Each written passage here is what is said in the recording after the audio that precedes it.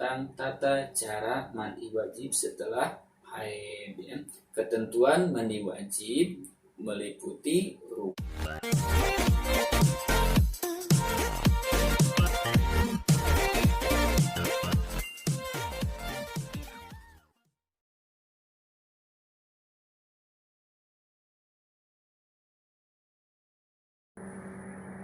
Assalamualaikum warahmatullahi wabarakatuh.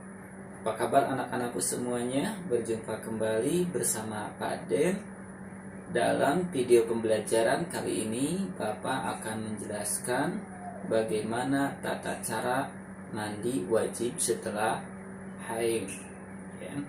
Sebelum Bapak menjelaskan materi tersebut, alangkah lebih baiknya kita membaca doa sebelum belajar terlebih dahulu.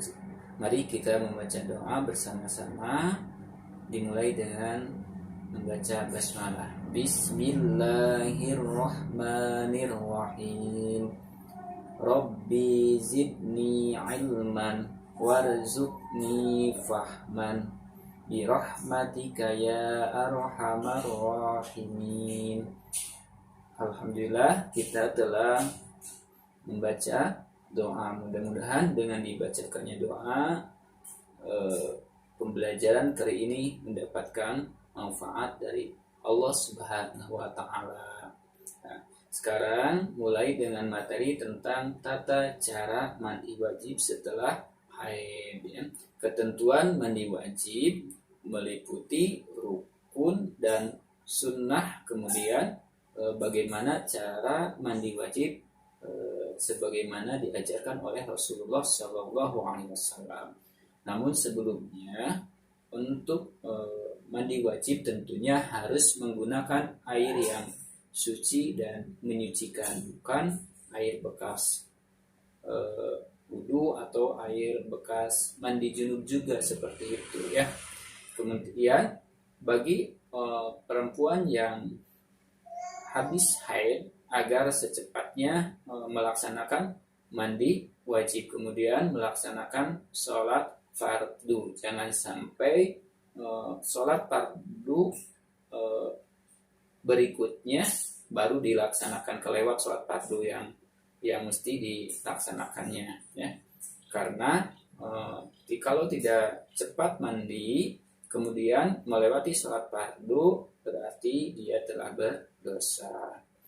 Nah, adapun ketentuan mandi wajib itu, yang pertama rukun mandi wajib. Ada 3 rukun mandi wajib. Yang pertama yaitu niat. Ya. Jadi semua amal perbuatan itu tergantung dari niatnya, sebagaimana hadis Rasulullah SAW. Yang pertama niat mandi wajib. Seperti apa niatnya? Mari kita baca bersama-sama. Nawaitul gusla liraf'il hadasil akbari minal haidi lillahi ta'ala. Artinya, saya niat mandi junub untuk menghilangkan hadas besar dari haid fardu karena Allah Ta'ala. Itulah niat mandi wajib ya. Yang pertama itu niat. Kemudian yang kedua, mengalirkan air ke seluruh tubuh ya, ke seluruh tubuh sampai merata. Nah, sampai merata mulai dari ujung kepala sampai ujung kaki ya. Jangan sampai airnya tidak merata ya.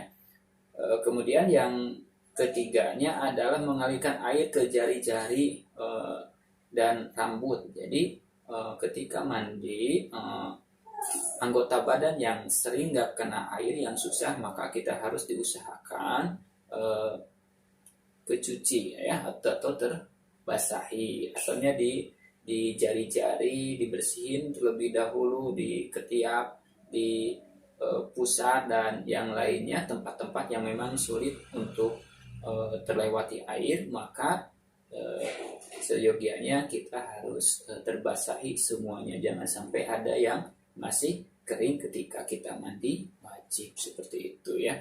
Kemudian adapun sunnah-sunnah mandi, yang pertama ketika atau sebelum mandi wajib disunahkan membaca basmalah ya. Sebelum niat disunahkan membaca basmalah, tentunya karena mandinya di tempat atau di WC, tempat bukan di tempat yang baik ya. Dalam arti di WC itu tidak boleh membaca basmalah secara bersuara seperti itu ya. Niat dalam hati. Kemudian baca basmalah pun juga dalam hati. Kemudian niat ya, itu sunnah membaca basmalah. Kemudian membersihkan kedua telapak tangan. Jadi sebelum mandi dibersihkan dulu telapak tangannya ya, dibasahin dulu, jangan sampai ada di sela-sela kukunya masih banyak kotoran atau bekas-bekas yang lainnya sehingga air susah untuk masuk ke dalamnya. Kemudian sunnahnya terlebih dahulu menghilangkan kotoran ya yang ada di badan kita ya, yang ada di badan kita ya. Biasanya wanita atau perempuan yang setelah haid itu badannya penuh dengan kotoran, maka sebelumnya dibersihkan terlebih dahulu kotoran-kotoran tersebut yang menempel di badan kita ya. Kemudian rukun sunnah wudhunya selanjutnya adalah sebelum mandi wajib itu disunahkan wudhu terlebih dahulu ya, wudhu terlebih dahulu ya, sehingga ketika kita mau sholat fardu setelah mandi wajib itu tidak mesti wudhu kembali karena kita sebelumnya udah wudhu ya. Itu sunnah wudhunya ya, sunnah wudhu sebelum melaksanakan atau sebelum melakukan mandi wajib ya. Kemudian sunnahnya mendahulukan anggota yang kanan ya, semua dilakukan secara berurutan ya. Kemudian bagaimana urutan mandi wajib sesuai yang diajarkan oleh Rasulullah Shallallahu Alaihi Wasallam. Yang pertama tadi seperti apa yang dijelaskan dalam rukun mandi wajib dan sunnah-sunnah. Yang pertama membaca basmalah ya, membaca basmalah dimulai dengan niat. Kemudian